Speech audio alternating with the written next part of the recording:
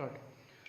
आज का हमारा फर्स्ट टॉपिक है what do you mean by the partnership deed और पार्टनरशिप एग्रीमेंट। उसके बाद what are the main elements of the partnership deed and then what are the rules applicable in absence of the partnership deed. क्या है partnership deed, क्या उसके elements हैं, और अगर पार्टनर्स में एग्रीमेंट नहीं है या पार्टनरशिप डीड नहीं है तो पार्टनरशिप फर्म को कौन कौन से रूल्स जो है वो फॉलो करने होते हैं। ये हमारा आज का फर्स्ट टॉपिक रहेगा। तो आप हेडिंग पे ध्यान दें। फर्स्ट हेडिंग है द पार्टनरशिप डीड, या इसका एक और नाम भी है, that is called the partnership agreement. First heading the meaning, यानी कि पार्टनरशिप डीड हम कहते हैं इसको। आप लोगों को ये बात मालूम है कि जब पार्टनर्स फर्म स्टार्ट करते हैं तो कुछ पॉइंट्स को लेकर के उनमें पहले से ही कुछ एग्रीमेंट्स हो जाते हैं, जैसे कि कौन पार्टनर कितनी कैपिटल कंट्रीब्यूट करेगा, इंटरेस्ट ऑन कैपिटल कितना दिया जाएगा, या किसी पार्टनर को कोई सैलरीज या कमीशन अलग से मिलेगी क्या, या अगर किसी पार्टनर ने फर्म को लोन दिया तो उसके ऊपर रेट ऑफ इंटरेस्ट जो है वो कितना रहेगा, या फिर अगर जो प्रॉफिट है वो हमें किस रेशियो में डिस्ट्रीब्यूट करना है। बेसिकली ये कुछ पॉइंट्स होंगे जो कि पहले ही पार्टनर्स आपस में एग्रीमेंट्स जिसके बारे में कर लेते हैं। तो ये जो एग्रीमेंट्स करे जाते हैं इसको हम बोलते हैं पार्टनरशिप डीड या पार्टनरशिप एग्रीमेंट। क्यों करे जाते हैं? क्लियर सी बात है, बिकॉज फ्यूचर में पार्टनर्स के बीच में कुछ मिसअंडरस्टैंडिंग हो सकती है या मे बी प्रॉब्लम है कि कुछ डिस्प्यूट्स हो सकते हैं, तो वो पहले से ही एग्रीमेंट बना लेते हैं कि ठीक है भाई, अगर कल को कुछ डिस्प्यूट होते हैं तो हम इन एग्रीमेंट्स के बेसिस पर हम डिसीजंस लेंगे। That is the meaning of this partnership agreement और पार्टनरशिप डीड। क्यों बनाया जाता है? बिकॉज जिससे कि फ्यूचर में अगर कोई डिस्प्यूट होता है, कुछ मिसअंडरस्टैंडिंग है, तो according to the rules of partnership deed they have to make the decision. Next heading है elements of the partnership deed, यानी कि पार्टनरशिप डीड के एलिमेंट्स या कंटेंट्स क्या होते हैं, यानी कि पार्टनरशिप डीड में हमें क्या क्या चीजें मेंशन करनी है। सबसे पहली बात, जैसे मैंने अभी बोला था, पार्टनरशिप डीड के कुछ एलिमेंट्स मैंने अभी बोले थे कि what will be the name of the firm, partners जो आएंगे उनका क्या नाम रहेगा, रजिस्टर्ड हेड ऑफिस फर्म का कहाँ होगा, क्या काम बिजनेस फर्म करेगी, पार्टनर्स कितनी कैपिटल कंट्रीब्यूट करेंगे, प्रॉफिट्स किस रेशियो में डिस्ट्रीब्यूट किया जाएगा, पार्टनर्स कमीशन या सैलरीज कितनी होगी। ये सब कहलाते हैं द एलिमेंट्स और the contents of the partnership deed. तो कंटेंट क्यों जरूरी है, एलिमेंट्स क्यों जरूरी है लिखने? बिकॉज उन्हीं एलिमेंट्स के थ्रू फिर फर्दर फ्यूचर में डिसीजन मेकिंग जो है वो करी जाती है। तो एलिमेंट्स जो कंटेंट्स हैं कि क्या क्या पॉइंट्स मेनली लिखे गए हैं उस पार्टनरशिप डीड में, तो these are called the contents of the partnership deed. Third आती है rules applicable in absence of partnership deed. तो यहाँ सबसे पहले क्वेश्चन ये स्टैंड क्या करता है कि क्या एक पार्टनरशिप फर्म के लिए कंपलसरी है पार्टनरशिप डीड होना या नहीं। उसका आपको आंसर शायद मालूम है कि कंपलसरी नहीं होता, यानी कि याद रखना कि पार्टनरशिप फर्म में पार्टनर्स के बीच में कोई एग्रीमेंट होना कंपलसरी नहीं है। ये उनकी अपनी चॉइस है कि वो एग्रीमेंट या डीड साइन करे, एग्रीमेंट उनके बीच में हो या फिर ना हो, ये ऑप्शनल होता है। लेकिन प्रॉब्लम ये आती है कि अगर एक फर्म शुरू करी गई थी जिसमें जब शुरू हुई थी पार्टनर्स के बीच में कोई एग्रीमेंट नहीं था, लेकिन फ्यूचर में क्या हुआ, उनके बीच में कुछ डिस्प्यूट्स होने शुरू हो गए, कुछ मिसअंडरस्टैंडिंग्स होनी शुरू हो गई, तो ऐसे में फिर क्या करेंगे? बिकॉज अगर एग्रीमेंट होता फिर तो कोई इशू नहीं था, जो एग्रीमेंट में साइन किया गया था, लिखा गया था, accordingly they had to make the decision for that. पर प्रॉब्लम क्या आ रही है कि पार्टनर्स के बीच में एग्रीमेंट है नहीं। तो ऐसे में हमें सीखना है कि अगर पार्टनर्स के बीच में कोई एग्रीमेंट नहीं है and there is some dispute और there are some disputes among the partners, तो फिर ऐसी कंडीशन में पार्टनर्स क्या करें।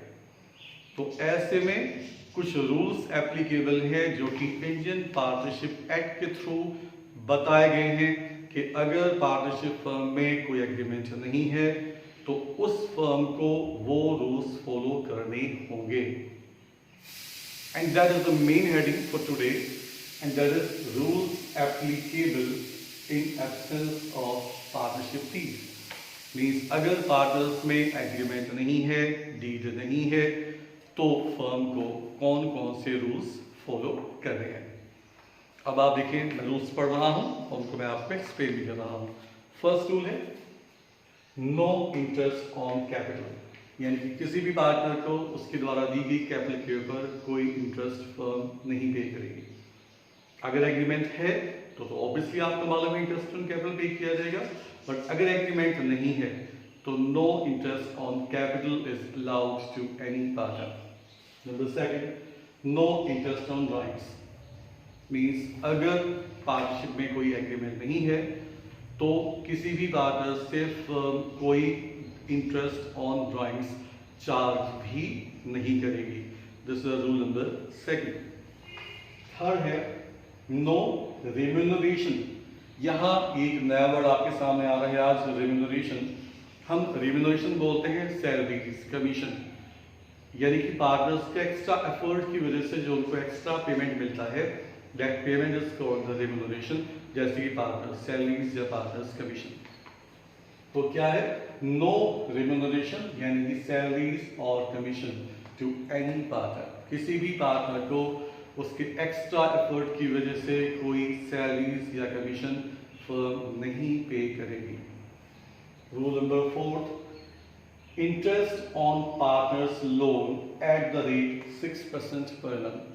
अगर किसी पार्टनर ने फर्म को लोन दिया है तो उसके ऊपर एक फिक्स रेट रहेगा, and that is 6% per annum, which will be calculated on the time basis according to the date of the loan।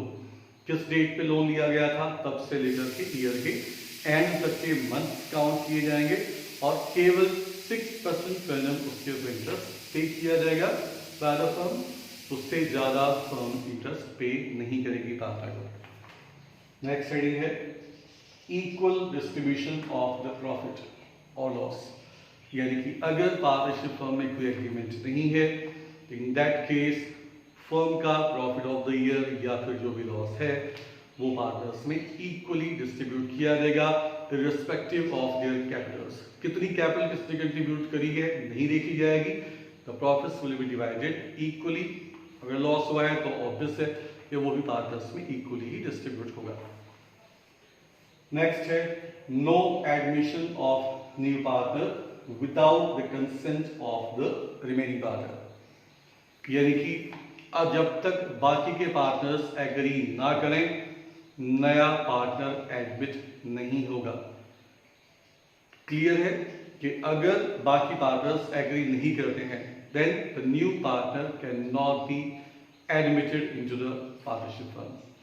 तो these are the 6 main rules जो कि फॉलो करने होते हैं एक फर्म को अगर पार्टनर्स के बीच में अर्लियर कोई एग्रीमेंट नहीं है तो। अब मैं एक एग्जांपल इसके ऊपर बेस में लेके चलता हूं, वो आप ध्यान से सुनना, ये मैं आपको व्हाट्सएप ग्रुप में बाद में सेंड करूंगा।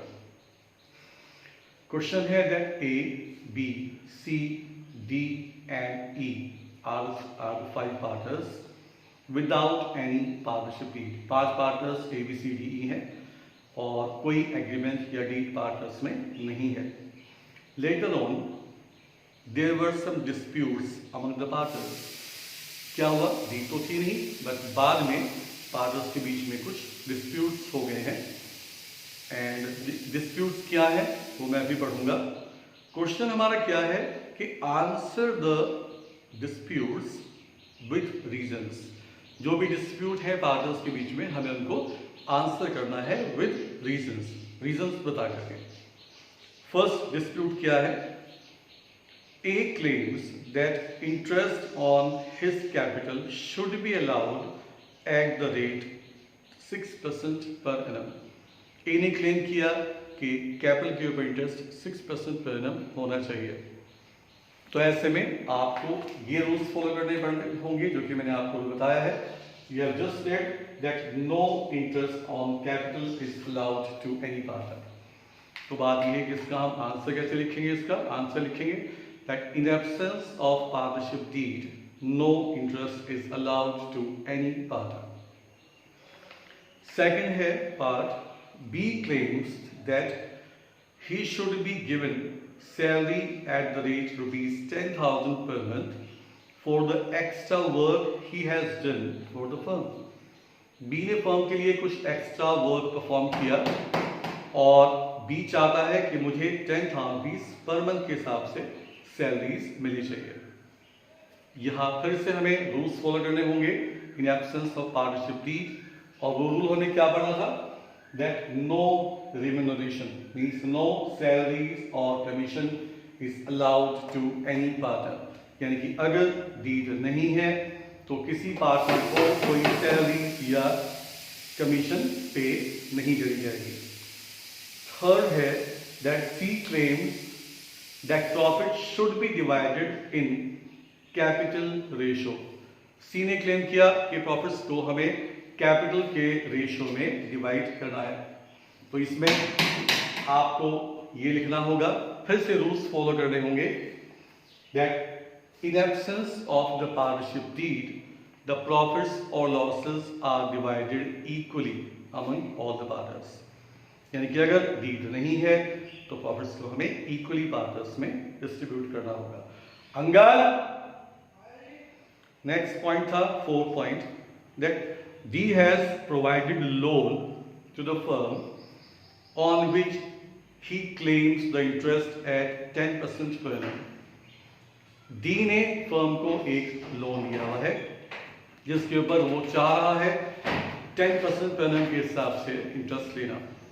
तो उसका आंसर हम ये लिखेंगे दैट अगर पार्टनर्स में कोई एग्रीमेंट नहीं है तो interest on loan will be provided to D, but rate of interest केवल 10% पर annum नहीं होगा बल्कि इट विल बी 6% पर annum।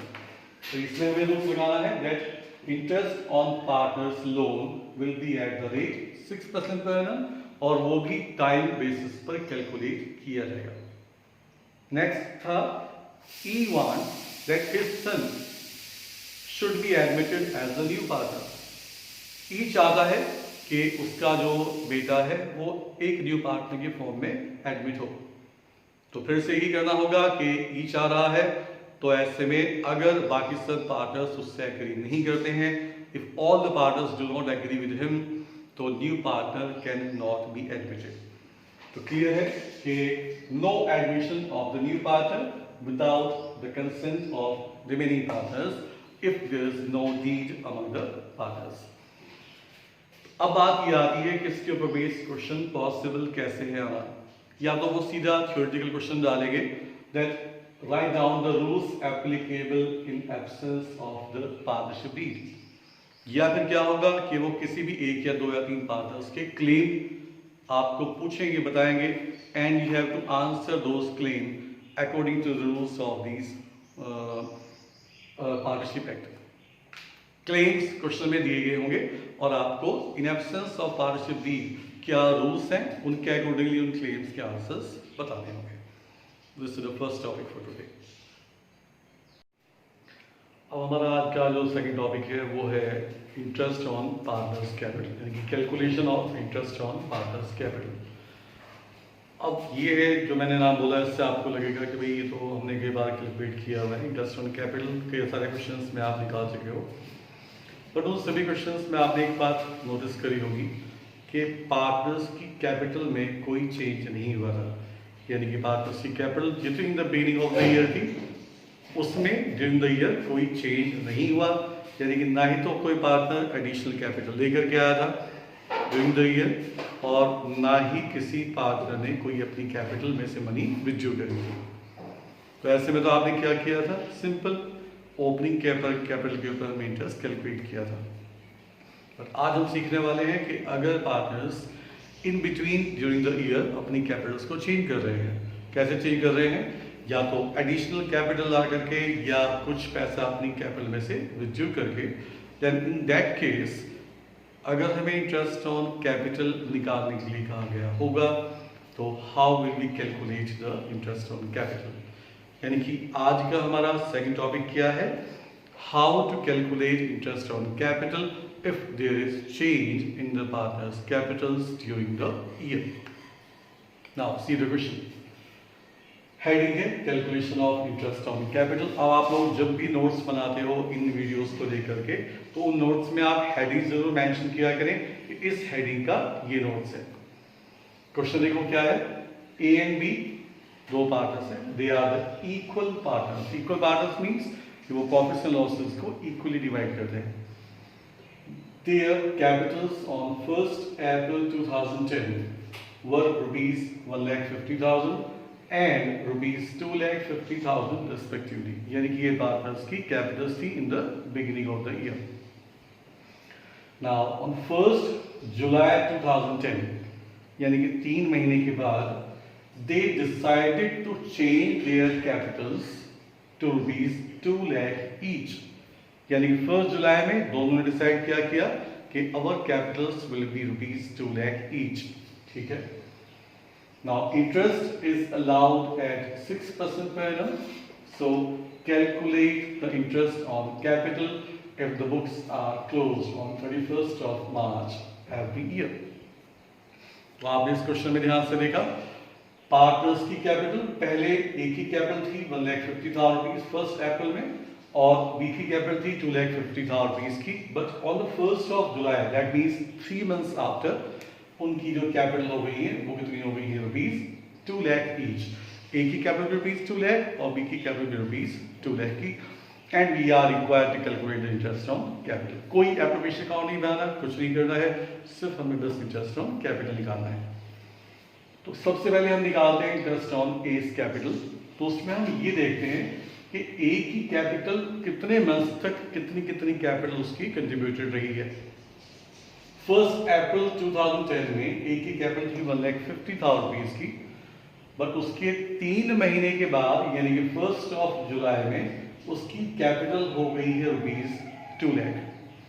तो आप यहां सबसे पहले ये देखें कि 1,50,000 रुपीज जो ए की कैपिटल रही वो कितने मंथ्स के लिए रही है, वो रही है from the 1st of April to 30th June। 30th जून ही क्यों, बिकॉज 1st जुलाई को उसने अपनी कैपिटल चेंज करके कर ली थी कितनी, 2 लाख रुपीज। तो 1,50,000 remains invested into the business for 3 months, that is April, May and June।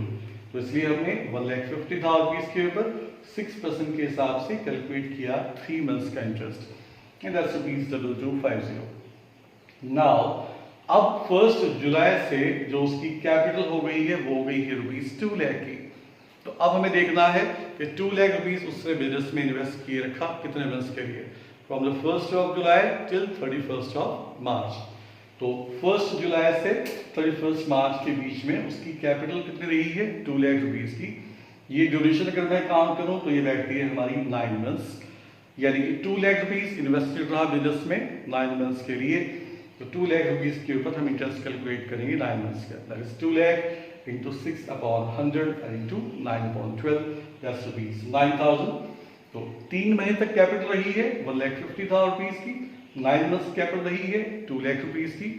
दोनों कैपिटल्स के ऊपर हमने इंटरेस्ट कैलकुलेट किया और इन दोनों को फिर हमने ऐड कर दिया, तो 11,250 रुपीज का इंटरेस्ट पेबल होगा ए।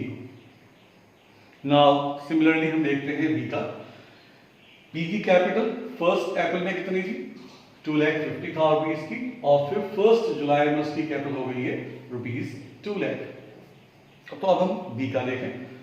2,50,000 रुपीज हमें देखना है कि कितने मंथ्स तक उसने बिजनेस में इन्वेस्ट किए रखा, from the 1st April to 30th June, that is for 3 months.